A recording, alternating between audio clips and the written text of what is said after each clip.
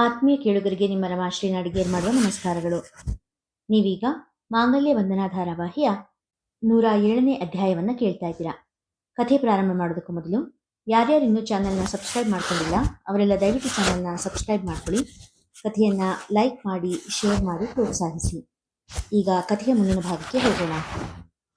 ಸಿಂಧು ಸಿಂಧು ಜಾನಕಿಯವರ ಸ್ವರ ದೂರದಲ್ಲೆಲ್ಲೋ ಕೇಳಿ ಬಂದಂತಾಯಿತು ಸಿಂಧುವಿಗೆ.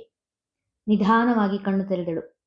ಜಾನಕಿಯವರನ್ನು ಹತ್ತಿರದಿಂದ ನೋಡಿ ಅವಳ ಕಣ್ಣುಗಳು ಕೆಳಗೆ ಬಾಗಿದವು. ತನ್ನ ಸೋದರತೆ ಶಾಂತತೆ ಹೇಳಿದ ಮಾತನ್ನು ಕೇಳಿ ಎಷ್ಟೋ ಬಾರಿ ಜಾನಕಿಯವರನ್ನು ಅವಳು ನಿಂದಿಸಿದ್ದಳು.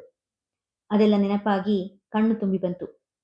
ಅಳೋದು ಯಾಕಮ್ಮ ಸಿಂಧು, ಈಗ ತುಂಬ ಸೂಕ್ಷ್ಮದ ಸಮಯ, ಹೀಗೆಲ್ಲ ಹತ್ರೆ ನಂಜು ಹೆಚ್ಚಾಗುತ್ತೆ ಎಂದು ಹೇಳುತ್ತಾ ಅವಳ ನಾಡಿ ಹಿಡಿದು ನೋಡಿದವರ ಮುಖ ಗಂಭೀರವಾಗಿತ್ತು. ಸಾವಿತ್ರಮ್ಮ, ಒಂದು ಲೋಟ ಹಾಲು ತಗೊಂಡು ಬನ್ನಿ ಎಂದು ಹೇಳಿದಾಗ ಸಿಂಧು ಬೆಚ್ಚಿದಳು. ನಂಗೆ ಹಾಲು ಬೇಡ, ಹೊಟ್ಟೆಲಿ ಸಂಕಟ ಆಗುತ್ತೆ, ಉರಿಯುತ್ತೆ. ಕಣ್ಣು ತುಂಬಿ ಬಂದಿತ್ತು. ಮಗಳ ಕಣ್ಣೀರು ಹೆತ್ತವರಲ್ಲಿ ಸಂಕಟ ತುಂಬಿತ್ತು. ಜಾನಕಿ ಸಿಂಧುವಿನ ಕಡೆ ಕರುಣೆಯ ನೋಟ ಬೀರಿದರು. ಅವಳಿಗೇನು ಉತ್ತರಿಸದೆ ಸಾವಿತ್ರಮ್ಮನ ಕಡೆ ನೋಡಿ ಹಾಲು ತರಲು ಸನ್ನೆ ಮಾಡಿದರು. ಜಾನಕಿ ಬಚ್ಚಲ ಮನೆಗೆ ಹೋಗಿ ಕೈಕಾಲು ತೆರೆದುಕೊಂಡು ಸೀದಾ ದೇವರ ಮನೆಗೆ ಹೋದರು. ಅಲ್ಲಿದ್ದ ಮೀಸಲು ತೀರ್ಥ ತೆಗೆದುಕೊಂಡು ಬಂದು ತಮ್ಮ ಔಷಧಿ ಪೆಟ್ಟಿಗೆಯಿಂದ ಒಂದು ಸಣ್ಣ ಬೇರನ್ನು ತೆಗೆದುಕೊಂಡು ವಿಷ್ಣು ಸಹಸ್ರನಾಮ ಹೇಳಿಕೊಡುತ್ತಾ ಬೇರನ್ನು ತೆಗೆಯಲು ಪ್ರಾರಂಭ ಮಾಡಿದರು. ಸಾವಿತ್ರಮ್ಮ ತಂದ ಹಾಲಿಗೆ ಅವರು ತೆಗೆದಿದ್ದ ಬೇರನ್ನು ಹಾಕಿ ದೇವರ ಮುಂದೆ ಇಟ್ಟು ಕಣ್ಣು ಮುಚ್ಚಿ ಕೈ ಮುಗಿದು 10 ನಿಮಿಷಗಳ ಪ್ರಾರ್ಥನೆ ಮಾಡುತ್ತಾ ಕುಳಿತರು. ಸಿಂಧು, ದೇವ್ರ ಹೆಸರು ಹೇಳಿ ಈ ಹಾಲು ಕುಡಿ ಎಂದಾಗ ಸಿಂಧು ಬೇಡ ಎನ್ನುವಂತೆ ತಲೆ ಅಲ್ಲಾಡಿಸಿದಳು. ನನ್ನ ಮೇಲೆ ನಂಬಿಕೆ ಇಲ್ವಾ? ಅವಳ ಕಣ್ಣಿನಲ್ಲಿ ಕಣ್ಣಿಟ್ಟು ಕೇಳಿದರು. ಯಾವುದೋ ಮೋಡಿಗೆ ಒಳಗಾದವಳಂತೆ ವಿರೋಧವೇನೂ ತೋರದೆ ಹಾಲು ಕುಡಿದು ಮುಗಿಸಿದಳು. ಹಾಲು ಕುಡಿದ 10 ನಿಮಿಷಕ್ಕೆ ಸೊಗಸಾದ ನಿದ್ದೆಗೆ ಜಾರಿದಳು ಸಿಂಧು. ಇವಳು ಈ ರೀತಿ ನಿದ್ದೆ ಮಾಡದೆ ಯಾವ ಕಾಲ ಆಗಿತ್ತೋ ಜಾನಕಿ, ಹೊಟ್ಟೆಗಂತೂ ಏನೂ ಇಲ್ಲದೆ ಹೆಂಗಾಗಿದ್ದಾಳೆ ನೋಡು. ಹೆತ್ತ ಕರಳು ಸಂಕಟ ಪಡುತ್ತಿತ್ತು. ಈ ಕೊಟ್ಟಿರೋ ಔಷಧಿ ತಾತ್ಕಾಲಿಕ ಸಾವಿತ್ರಮ್ಮ, ಅವಳು ನಾಡಿ ನೋಡಿದ್ರೆ ಏನೋ ಹೇಳಲು ಅನುಮಾನಿಸಿ ಸುಮ್ಮನಾದರು. ನಾಡಿ ನೋಡಿದ್ರೆ ಏನನ್ಸುತ್ತೆ ಜಾನಕಿ? ಏನಾದರೂ ಕಾಯಿಲೆ ಇದೆಯಾ ನನ್ನ ಮಗಳಿಗೆ? ಗಾಬರಿಯಿಂದ ಕೇಳಿದರು. ಅದು ಸಾವಿತ್ರಮ್ಮ, ನಾನು ಏನಾದರೂ ಹೇಳೋದಕ್ಕೆ ಮುಂಚೆ ಒಂದು ಪರೀಕ್ಷೆ ಮಾಡಿಬಿಡ್ತೀನಿ ಎಂದವರು, ಸಿಂಧು ಅತ್ತೆ ಮನೇಲಿ ಸುಖವಾಗಿದ್ದಾಳಾ ಅಂದರೆ ಎಂದಾಗ ದೊಡ್ಡದೊಂದು ನಿಟ್ಟುಸಿರು ಬಿಟ್ಟ ಸಾವಿತ್ರಮ್ಮ, ಮದುವೆ ಆದ ಮೊದಲಿಗೆ ತುಂಬ ಚೆನ್ನಾಗಿದ್ದೀನಿ ಅಂತ ಹೇಳ್ತಾ ಇದ್ಲಮ್ಮ. ಆಮೇಲೆ ಸಣ್ಣದಾಗಿ ಕಿರುಕುಳ ಶುರುವಾಯಿತು ಅನ್ಸುತ್ತೆ. ಮೊದಲು ನನ್ನ ಹತ್ರ ಹೇಳ್ಕೊಳ್ತಾ ಇದ್ಲು, ನಾನು ನೀನೇ ಸ್ವಲ್ಪ ಅಡ್ಜಸ್ಟ್ ಮಾಡ್ಕೊಂಡು ಹೋಗಬೇಕು ಅಂತ ಬುದ್ಧಿ ಹೇಳ್ತಿದ್ದೆ. ಅದಕ್ಕೇನೆ ಏನೋ ಆಮೇಲೆ ನನ್ನ ಹತ್ರ ಏನು ಹೇಳ್ಕೊಳ್ತಾ ಇರಲಿಲ್ಲ. ಬಸ್ರಿ ಅಂತ ಗೊತ್ತಾದಾಗ ಖುಷಿಯಾಗಿದ್ಲು, ಆದರೆ 3 ತಿಂಗಳು ತುಂಬೋಷ್ಟರಲ್ಲಿ ಹಿಂಗಾಗಿ ಹೋಯ್ತು. ಸೆರಗಿನಿಂದ ಬಾಯಿ ಮುಚ್ಚಿಕೊಂಡು ಅಳಲು ಪ್ರಾರಂಭಿಸಿದರು. ಜಾನಕಿಯನ್ನು ಪೊಟ್ಟಣದಲ್ಲಿ ಪುಡಿ ಕೊಟ್ಟು, ಸಾವಿತ್ರಮ್ಮ, ಸಿಂಧು ಎಚ್ಚರ ಆದಮೇಲೆ ಇದನ್ನ ಒಂದು ಚಮಚದಲ್ಲಿ ಜೇನುತುಪ್ಪದ ಜೊತೆ ಕಲಸಿ ನೆಕ್ಕಿಸ್ಬಿಡಿ. ಇದನ್ನು ತಿಂದು ಒಂದು ಸ್ವಲ್ಪ ಹೊತ್ತಿಗೆ, ಅಂದರೆ ಒಂದು ಅರ್ಧ ಗಂಟೆ ಒಳಗೆ ವಾಂತಿ ಆಗುತ್ತೆ. ಅದೇನಾದರೂ ಕಪ್ಪು ಬಣ್ಣದ ವಾಂತಿ ಆಗಿದ್ರೆ ಕೂಡಲೇ ನನಗೆ ತಿಳಿಸ್ಬಿಡಿ ಎಂದರು. ಜಾನಕಿ, ನನ್ನ ಮಗಳನ್ನ ನೀನೇ ಕಾಪಾಡಬೇಕು ಎನ್ನುತ್ತಾ ಕೈ ಮುಗಿದರು ಸಾವಿತ್ರಮ್ಮ. ಎಲ್ಲ ದೈವೇಚ್ಛೆ ಎನ್ನುತ್ತಾ ದೇವರ ಪಟ ನೋಡಿ ಕೈ ಮುಗಿದರು ಜಾನಕಿ. ಗೋಡೆಯ ಮೇಲಿದ್ದ ಹಲ್ಲಿ ಲೊಚಗೊಟ್ಟಿತ್ತು. ಮಹಾಮಂಗಳಾರತಿ ಆಗುತ್ತಿರುವಾಗಲೇ ಕೋದಂಡರಾಮರಿಗೆ ತಲೆ ತಿರುಗಿದಂತಾಯಿತು. ಕಣ್ಣು ಮಂಜಾಗಿ ಅಲ್ಲೇ ಕುಸಿದರು. ಕೋದಂಡು ಚೀರಿದರು ಯಶೋಧ. ಅಜಯ್, ಅಭಿ ಇಬ್ಬರೂ ಸೇರಿ ಕೋದಂಡರಾಮನನ್ನು ಒಂದು ಬದಿಯಲ್ಲಿ ಮಲಗಿಸಿದರು. ಅಭಿ, ಇದೇನಪ್ಪ ಇದು? ಕೋದಂಡುಗೆ ಏನಾಯ್ತಪ್ಪ? ಗಾಬರಿಯಿಂದ ಕೇಳಿದರು ಘನಪಾಠಿಗಳು. ಸ್ವಲ್ಪ ಹೊತ್ತಿನ ಮುಂಚೆ ಸಂತೋಷದಿಂದ ಕೂಡಿದ್ದ ಮುಖಗಳು ಈಗ ಗಾಬರಿಯಿಂದ ಕಳೆಗುಂದಿದ್ದವು. ಚಾರು ತನ್ನ ಬ್ಯಾಗಿನಲ್ಲಿದ್ದ ಒಂದು ಮಾತ್ರೆ ಡಬ್ಬಿಯಿಂದ ಮಾತ್ರೆಯೊಂದನ್ನು ತೆಗೆದು ಮಾವನ ಬಾಯಿಗೆ ಹಾಕಿದಳು. ಅಜಯ್ ನಿಧಾನವಾಗಿ ಗುಟುಕು ಗುಟುಕು ನೀರನ್ನು ಕೋದಂಡನಿಗೆ ಕುಡಿಸಿದ. ಕೋದಂಡ ಸಂಕಟ ತಡೆಯಲಾಗದೆ ಮುಖ ಕಿವುಚಿದನು. ಅವನು ಪಡುತ್ತಿರುವ ಯಾತನೆಯನ್ನು ಕಂಡು ಯಶೋದಮ್ಮ ಹಾಗೂ ಘನಪಾಠಿಗಳು ಗಾಬರಿಯಾದರು. ಅಭಿ, ಏನಾಯ್ತು ನಿನ್ನಪ್ಪಂಗೆ? ಯಾಕೆ ಹೀಗೆ ಸಂಕಟ ಪಡ್ತಾ ಇದ್ದಾನೆ? ಮಗನನ್ನು ನೋವಿನಲ್ಲಿ ನೋಡಲಾಗದೆ ಬಿಕ್ಕಿದರು ಯಶೋದಜ್ಜಿ. ಕೋದಂಡು, ಏನಾಗ್ತಿದೆ ಕಂದ?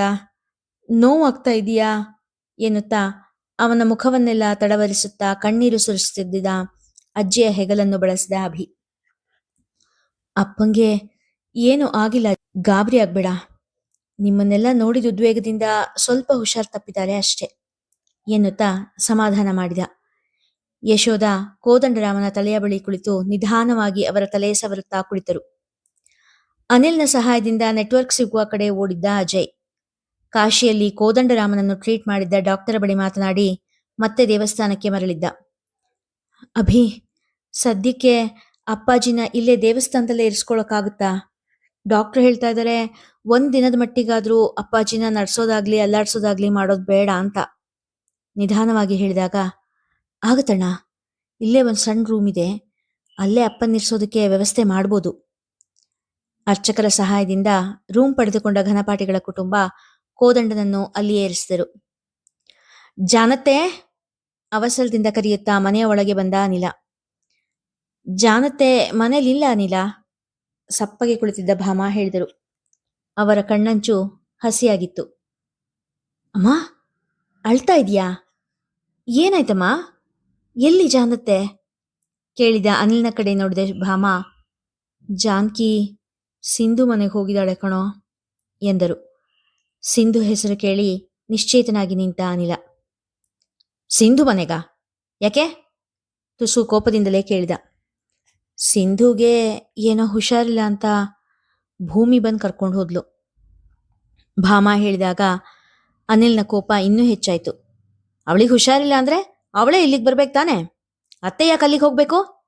ಈ ಭೂಮಿದ್ ಯಾಕೋ ಅತಿ ಆಯ್ತು. ಜಾನತ್ತೆ ಅವಳು ಹೇಳ್ದಂಗೆಲ್ಲ ಕೇಳ್ತಾರೆ ಅಂತ ತನ್ನ ಮನಸ್ಸಿಗೆ ಬಂದಂಗೆ ನಡ್ಕೋತಾಳೆ. ಅಲ್ಲೇ ಇದ್ದ ಕುರ್ಚಿಯ ಮೇಲೆ ಸಿಟ್ಟಿನಿಂದ ಕುಳಿತ. ಸಿಂಧುಗೆ ತುಂಬಾನೇ ಹುಷಾರಿಲ್ಲ ಕಣೋ, ನಿಧಾನವಾಗಿ ಹೇಳಿದರು ಭಾಮ. ಏನಂತ ಹೊತ್ಕೊಂಡೋಗೋಂಥ ರೋಗ ಬಂದಿರೋದು? ಮದುವೆ ಆದ್ಮೇಲೆ ಎಲ್ಲರಿಗೂ ಆಗೋದೇ ತಾನೆ. ಸಿಂಧು ಗರ್ಭಿಣಿ ಆಗಿದ್ದಾಳೆ ಅನ್ನೋ ವಿಷಯ ತನಗೆ ತಿಳಿಯಲೇ ಎಂದೇ ಶಾಂತ ಅವರು ಜೋರು ಜೋರಾಗಿ ಬೇರೆ ಹೆಂಗಸರ ಬಳಿ ಹೇಳಿಕೊಂಡಿದ್ದನ್ನು ನೆನೆಸಿಕೊಂಡು ಹೇಳಿದ. ಛೇ, ಹೊತ್ಕೊಂಡು ಹೋಗೋ ರೋಗ ಅಂತೆಲ್ಲ ಕೆಟ್ಟ ಮಾತಾಡ್ಬೇಡ್ವೋ. ಪಾಪ ಮೊದಲೇ ಸಾಯೋ ಹೆಣ ಆದಂಗಾಗಿದ್ದಾಳೆ. ನೋಡಿದ್ರೆ ಹೊಟ್ಟೆ ಉರಿಯುತ್ತೆ. ಹೆಂಗಿದ್ದ ಹುಡುಗಿ ಹೆಂಗಾಗಿ ಹೋಗಿದ್ದಾಳೆ, ಕಣ್ಣೀರು ಒರೆಸಿಕೊಳ್ಳುತ್ತಾ ಹೇಳಿದರು ಭಾಮ. ಯಾಕಮ್ಮ, ಏನಾಯ್ತು? ಎಷ್ಟಾದರೂ ಚಿಕ್ಕಂದಿನಿಂದ ಒಡನಾಡಿದ ಗೆಳತಿ, ಮನಸ್ಸು ಮೃದುವಾಗಿತ್ತು ಅವಳ ಕಡೆ. ನಾಡಿ ನೋಡಿ ಜಾನ್ಕಿ ಹೇಳಿದ್ಲು, ಯಾರೋ ಮದ್ದು ಹಾಕಿದ್ದಾರೆ ಅಂತ. ಭಾಮ ಹೇಳಿದ ಮಾತು ಕೇಳಿ ಸ್ತಬ್ಧವಾಗಿ ಕುಳಿತ ಅನಿಲ. ಕೋದಂಡ ಮನೆಗೆ ಬನ್ನ ಎನ್ನುತ್ತಾ ಕೋಣೆಯಿಂದ ಹೊರಗೆ ಬಂದರು ಆಚಾರ್ಯರು. ಇಲ್ಲ ಅಜ್ಜಯ್ಯ, ಇನ್ನು ಎಲ್ಲರೂ ದೇವಸ್ಥಾನದಲ್ಲೇ ಇದ್ದಾರೆ. ಅನಿಲ ಆಚಾರ್ಯರಿಗೆ ಕೋದಂಡ ಹುಷಾರು ತಪ್ಪಿದ ವಿಷಯ ಹೇಳಲಿಲ್ಲ. ಅಂದ್ರೆ ಕೋದಂಡ ಜಾನ್ಕಿ ನೋಡೋದಕ್ಕೆ ಬರಲಿಲ್ವಾ? ನಿರಾಶೆಯಿಂದ ತಮ್ಮಲ್ಲೇ ಗೊಣಗಿಕೊಂಡರು. ಅವನಿಗಿನ್ನೂ ತನ್ನ ತಪ್ಪು ಅರಿವಾಗಿಲ್ವಾ? ಅಯ್ಯೋ, ನಾನೆಲ್ಲೋ ತನ್ನ ತಪ್ಪನ್ನು ಅರ್ಥಕೊಂಡು ಜಾನ್ಕಿ ಕ್ಷಮೆ ಕೇಳೋದಕ್ಕೆ ಬರ್ತಾನೆ ಅನ್ಕೊಂಡಿದ್ದೆ. ಬರ್ಲಿಲ್ವೇ? ಜಾನ್ಕಿಗೆ ಅವನ ಮನ್ಸಲ್ಲಿ ಜಾಗ ಇಲ್ವೇ? ಹಾಗಾದ್ರೆ ನನ್ನ ಜಾನ್ಕಿ ಗತಿ ಏನು? ಅಯ್ಯೋ, ನಾನು ಮತ್ತೆ ಸೋತು ಹೋಗ್ಬಿಟ್ಟೆ ಮನದಲ್ಲೇ ಅತ್ತರು ಆಚಾರ್ಯರು. ಮಗಳ ಮುಂದಿನ ಜೀವನದ ಬಗ್ಗೆ ಯೋಚಿಸಿ ಆಚಾರ್ಯರ ರಕ್ತದ ಒತ್ತಡ ಏರುಪೇರಾಗಿತ್ತು. ಹಾಸಿಗೆಯ ಮೇಲೆ ಒರಗಲು ಹೋದವರು ಹಾಗೆ ತಲೆ ಸುತ್ತಿ ಬಿದ್ದು ಬಿಟ್ಟರು. ಆಚಾರ್ಯರು ಬಿದ್ದು ಸದ್ದು ಕೇಳಿ ಮಾವಯ್ಯ ಎನ್ನುತ್ತಾ ಚೀರಿ ಅವರ ಕೋಣೆಯ ಕಡೆ ಭಾಮ ಹೋಗುವುದಕ್ಕೂ ಜಾನಕಿಯವರು ಸಿಂಧುವಿನ ಮನೆಯಿಂದ ಬರುವುದಕ್ಕೂ ಸರಿ ಹೋಗಿತ್ತು. ಏನಾಯ್ತದ್ಗೆ? ಅಪ್ಪ ಹಿಂಗೇನಾಯ್ತು ಎಂದವರೇ ಸೀದಾ ಆಚಾರ್ಯರ ಕೋಣೆಯ ಕಡೆ ಧಾವಿಸಿದ್ದರು ಭೂಮಿ ಹಾಗೂ ಜಾನಕಿ. ಆಚಾರ್ಯರ ಸ್ಥಿತಿ ನೋಡಿದ ಕೂಡಲೇ ಜಾನಕಿಯವರಿಗೆ ಆಚಾರ್ಯರ ರಕ್ತದ ಒತ್ತಡ ಏರುಪೇರಾಗಿದ್ದು ತಿಳಿದು ಹೋಯಿತು. ಆಚಾರ್ಯರ ನೆತ್ತಿಗೆ ನೀರು ತಟ್ಟಿ ರಕ್ತ ಮೂಲ ಪುಡಿಯನ್ನು ನೀರಿನಲ್ಲಿ ಕಲಕಿ ಕುಡಿಸಿದರು. ಕೆಲ ಕ್ಷಣಗಳಲ್ಲೇ ಆಚಾರ್ಯರ ರಕ್ತದ ಒತ್ತಡ ಸಮಸ್ಥಿತಿಗೆ ಬಂದಿತು. ಅಪ್ಪಯ್ಯ, ಮತ್ತೇನ್ ಚಿಂತೆ ತಲೆಗೆ ಹಚ್ಕೊಂಡ್ರಿ? ಎಲ್ಲ ಸರಿಯಾಗಿದೆ, ಎಲ್ಲ ಸರಿ ಹೋಗುತ್ತೆ, ಚಿಂತೆ ಮಾಡಬೇಡಿ, ಮೃದುವಾದ ದನಿಯಲ್ಲಿ ಸಮಾಧಾನ ಮಾಡಿದರು ಜಾನಕಿ. ಅವನಿಲ್ಲಿಗೆ ಬರಲಿಲ್ಲ ಜಾನಕಿ, ಅವನಿಲ್ಲಿಗೆ ಬರಲಿಲ್ಲಮ್ಮ. ಅವನಿಗಿನ್ನೂ ನಿನ್ನ ಬೆಲೆ ತಿಳಿದಿಲ್ಲ ತಾಯಿ. ನನ್ನಿಂದ ತಪ್ಪಾಗ್ತಿದೆಯೋ ಏನೋ, ಏನು ಮಾಡಬೇಕು ಅಂತಾನೆ ಗೊತ್ತಾಗ್ತಿಲ್ಲಲ್ಲಮ್ಮ. ಸಣ್ಣಗೆ ಬಿಕ್ಕಿದರು. ಅಪ್ಪಾಜಿ, ಎಲ್ಲ ಸರಿ ಹೋಗುತ್ತೆ ಅಂತ ಹೇಳಿದೆ ಅಲ್ವಾ? ಎಲ್ಲ ಸರಿ ಹೋಗುತ್ತೆ. ನಿಧಾನವಾಗಿ ಆಚಾರ್ಯರ ಬೆನ್ನು ಸವರುತ್ತಾ ಸರಿಯಾಗಿ ಉಸಿರಾಟ ಆಗುವಂತೆ ಮಾಡಿದರು. ಜಾನಕಿ, ಈ ಸರಿ ನೀನು ಸೋಲ್ಬೇಡ ನೀನು. ಅವನಾಗೇ ಇಲ್ಲಿಗೆ ಬರಲಿ, ನೀನು ಅಲ್ಲಿಗೆ ಹೋಗಬೇಡ. ಎಲ್ಲರೂ ನಿನ್ನನ್ನು ಆಟದ ವಸ್ತು ಮಾಡ್ಕೊಂಡ್ಬಿಟ್ಟಿದ್ದಾರೆ. ನಾನು ಹೇಳೋವರೆಗೂ ನೀನು ಆ ಮನೆಗೆ ಹೋಗಬೇಡ, ಅವನ ಎದುರಿಗೆ ಹೋಗಬೇಡ. ಕೋಪದಿಂದ ಬಡಬಡಿಸಿದರು ಆಚಾರ್ಯರು. ಆಯ್ತಪ್ಪ, ನೀನು ಹೇಳೋವರೆಗೂ ನಾನು ಎಲ್ಲಿಗೂ ಹೋಗೋದಿಲ್ಲ ಎಂದ ಮೇಲೆಯೇ ಸಮಾಧಾನ ಚಿತ್ತರಾಗಿ ಮಲಗಿದರು ಆಚಾರ್ಯರು. ಆಚಾರ್ಯರನ್ನು ಮಲಗಿಸಿ ಹೊರಬಂದ ಜಾನಕಿಗೆ ಅನಿಲ ಕೋದಂಡನ ಅನಾರೋಗ್ಯದ ವಿಷಯ ತಿಳಿಸಿದ. ಅತ್ತೆ, ನೀವೇ ಬರಬೇಕು ಎಂದಾಗ ಜಾನಕಿ ಏನೂ ಮಾತನಾಡದೆ ಸುಮ್ಮನೆ ನಿಂತರು. ಇಲ್ಲಿಗೆ ಇಂದಿನ ಸಂಚಿಕೆ ಮುಗಿಯಿತು. ಮುಂದಿನ ಕತೆ ಮುಂದಿನ ಸಂಚಿಕೆಯಲ್ಲಿ. ಈಗ ಊರಿಗೆ ಬಂದಿರುವ ಕೋದಂಡ ತನ್ನ ಮನೆಗೆ ಹೋಗೋದಕ್ಕಾಗುತ್ತೋ ಇಲ್ವೋ, ದೇವರ ಆಟ ಬಲ್ಲೋರ್ಯಾರು? ಮುಂದಿನ ಸಂಚಿಕೆಗಳಲ್ಲಿ ನೋಡೋಣ. ದಯವಿಟ್ಟು ನಮ್ಮ ಚಾನೆಲ್ನ ಸಬ್ಸ್ಕ್ರೈಬ್ ಮಾಡ್ಕೊಳ್ಳಿ, ಕಥೆಯನ್ನು ಲೈಕ್ ಮಾಡಿ, ಶೇರ್ ಮಾಡಿ, ಪ್ರೋತ್ಸಾಹಿಸಿ. ಧನ್ಯವಾದಗಳು.